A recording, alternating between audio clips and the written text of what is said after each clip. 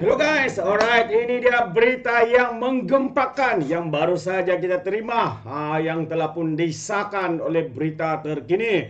Jadi sahabat semua, dikatakan fitnah membawa padah. Inilah dia, akhirnya terkini sah disiasat pemimpin utama daripada PAS dan juga ketua pemuda PAS yang memfitnah, membuat tuduhan berbaur fitnah terhadap kaum yang bukan Islam. Jadi hari ini sahabat semua, saya ingin memberikan update terkini berkaitan dengan isu ini yang amat mengejutkan kita. Namun inilah realitinya. Ketua ataupun presiden lebay sendiri. Begitu juga dengan pemimpin-pemimpin dalam parti PAS ini adalah kaki fitnah. Itulah realitinya. Jadi tanpa membuang masa, berita hari ini mengatakan Hadi disiasat kerana dakwa bukan Islam, punca Bui Putra, punca rasuah katanya. Dan seorang itu lagi kita akan update di dalam bacaan kita hari ini. Yang mana polis di Raja Malaysia serta Suruhanjaya Komunikasi dan Multimedia MCMC sudah membuka kertas siasatan berhubung kenyataan berbau perkauman oleh dua wakil rakyat Perikatan Nasional ataupun pemimpin daripada PAS. Kertas siasatan itu dibuka ke atas Presiden PAS yang juga ahli Parlimen Marang, Tan Sri Abdul Hadi Awang, serta ahli Parlimen Permatang Pau, juga Ketua Pemuda PAS Pulau Pinang Muhammad Fawaz Muhammad Jan. Menteri Dalam Negeri Datuk Seri Saifuddin Nasution Ismail berkata, siasatan ke atas Abdul Hadi dan Muhammad Fawaz dibuat mengikut Seksyen 505 dalam kurungan C Kanun Keseksaan berkaitan niat mengapi-apikan atau mungkin mengapi-apikan mana-mana golongan atau kaum melakukan sesuatu kesalahan terhadap golongan atau kaum lain. Beliau berkata siasatan ke atas dua wakil rakyat itu turut dibuat mengikut Seksyen 233 Akta Komunikasi dan Multimedia 1998 bagi kesalahan penggunaan tidak wajar, kemudahan rangkaian atau perkhidmatan rangkaian. Berhubung kenyataan dikeluarkan ahli Parlimen Permatang Pau dan juga Muhammad Fawaz yang dilaporkan membuat fitnah ke atas orang bukan Islam, dan kenyataan dilaporkan ahli Parlimen Marang berkenaan golongan bukan Islam dan bukan Bumi Putra adalah punca gejala rasuah di Malaysia. Memandangkan kedua-dua kes ini masih dalam tindakan PDRM, saya tidak berhasrat mengulas lanjut katanya untuk supaya tidak mengganggu siasatan yang sedang dilaksanakan. Katanya dalam tulisan jawapan bertulis di Dewan Rakyat baru-baru ini. Ini jawapan daripada YB Datuk Seri Saifuddin Sebelum ini, Muhammad Fawaz menerusi entry di Facebooknya dilaporkan berkata, dalam syirah belum pernah ada sejarah kafir ada keinginan untuk memertabatkan agamamu wahai Muslim, tetapi menjatuhkan agamamu selalu diingatkan dalam Al-Quran. Namun tidak lama kemudian dia memohon maaf dan berkata kenyataan berkenaan ditulis dan dimuat naik oleh pegawai pengendali Facebooknya selain berharap isu berkenaan tidak diperbesarkan kerana sudah dipadam. Sementara itu Abdul Hadi Ogos tahun lalu mendakwa golongan bukan Islam dan bukan Bumi Putra sebagai kumpulan majoriti menjadi perosak politik dan ekonomi negara.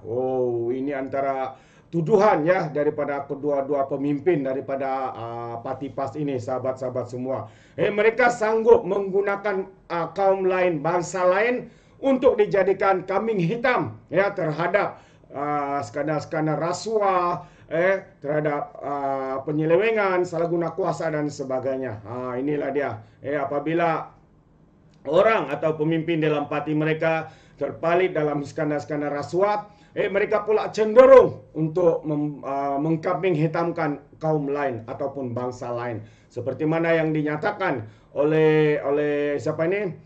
Abdul Hadi Awang yang mana mengatakan mendakwa golongan bukan Islam dan bukan Bumi Putra sebagai kumpulan majoriti menjadi perosak politik dan juga ekonomi negara. Jelas sahabat semua, kalau kita lihat adakah kumpulan majoriti yang dikatakan itu ataupun kumpulan bukan Islam, kumpulan bangsa lain itu menjadi perosak kepada ekonomi negara kita. Sebenarnya yang kita lihat di hadapan mata kita hari ini bukanlah bangsa-bangsa ini, tetapi melainkan pemimpin-pemimpin Melayu itu sendiri, seperti pimpinan yang ada dalam kepimpinan, ya, pimpinan Bersatu, Muhyiddin, ya, bekas mantan penerangan, apalagi pemimpin-pemimpin dalam bahagian parti dan sebagainya. Dan juga yang merosakkan politik kita ini adalah fitnah. Dan kita tahu fitnah ini memang sangat sinonim dengan parti PAS.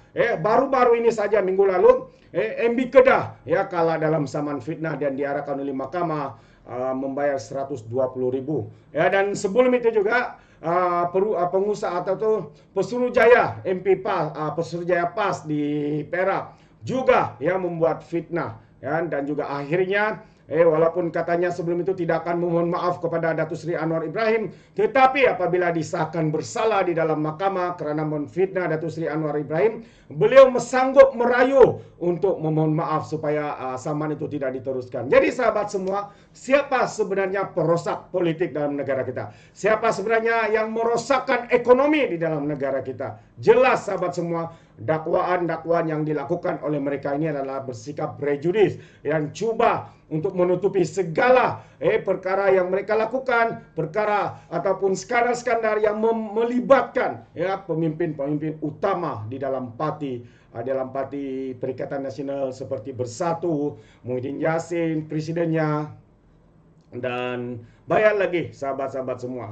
Jadi apa yang dinyatakan, apa yang dituduh atau fitnah yang mereka lontarkan ini sebenarnya ya tidak munasabah ya dengan apa yang mereka katakan. Jelas ya ini adalah cubaan untuk menutupi segala kesalahan ataupun segala skandal, rasuah, ya fitnah yang mereka lakukan. Mereka pula mahu untuk menyalahkan orang lain. Itulah dia perangai yang mengejutkan ya daripada kedua-dua pemimpin daripada parti PAS ini. Saya percaya ramai lagi pemimpin PAS, bukan saja daripada PAS, ya daripada Bersatu juga hari ini telah pun belajar ilmu menfitnah, ya kerana kita lihat ya terlalu banyak ya saman-saman yang sekarang ini dilakukan oleh pemimpin-pemimpin kerajaan dan juga Datuk Seri Anwar Ibrahim kerana seringkali ya difitnah, dibuat tuduhan melampau dan sebagainya. Jadi itulah ya standard pihak pembangkang yang ada dalam kerajaan kita hari ini.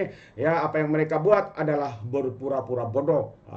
Itu dia. Jadi sekian saja daripada Orang Dapat Channel. Sekiranya sahabat-sahabat semua ingin memberikan sebarang komen, Anda boleh berikan komen Anda dalam ruangan komen. Tapi ingat, beri komen dengan cara berhemah. Jangan seperti walaun-walaun, lebay-lebay, ya walauntit yang memberikan komen dengan maki hamun, fitnah dan tuduhan. Sepertinya otak mereka menggunakan otak di lutut. Sekian, izinkan saya untuk mengundurkan diri dan seperti biasa, peribahasa mengatakan tapapun kangkap dua tahun keinginan. Dalam bahasa Melayu, tepuk dada, tanya selera. Sekian daripada Orang Dapat Channel. Saya kita berjumpa lagi. Bye-bye.